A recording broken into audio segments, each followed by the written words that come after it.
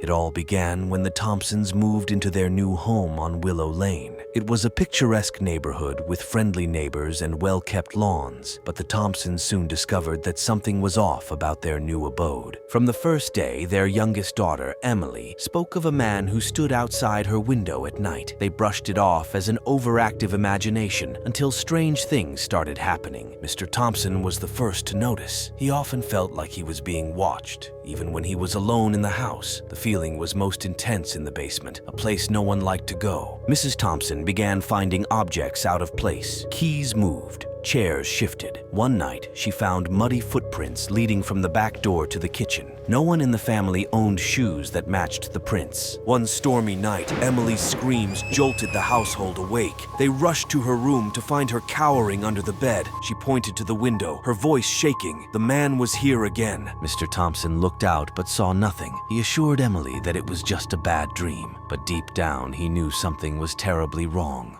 Desperate for answers, Mr. Thompson set up cameras around the house. Days went by with no unusual activity. Then, one night, the cameras captured something chilling. At 3 a.m., a dark figure appeared on the footage, standing motionless in the backyard, staring directly into Emily's window. The figure didn't move for hours, simply watching. Mr. Thompson decided to confront the intruder. Armed with a flashlight and a bat, he waited in the living room. As the clock struck 3 a.m., the temperature in the house dropped sharply. He stepped outside, the flashlight beam cutting through the darkness. There, at the edge of the yard, stood the figure. But as he approached, it vanished into thin air. The Thompsons moved out the next day. They couldn't shake the feeling of being watched. The new owners reported similar experiences, and eventually the house was abandoned. To this day, the house on Willow Lane stands empty, a silent sentinel of the inexplicable. The neighbors speak in hushed tones about the silent watcher, and no one dares to move in.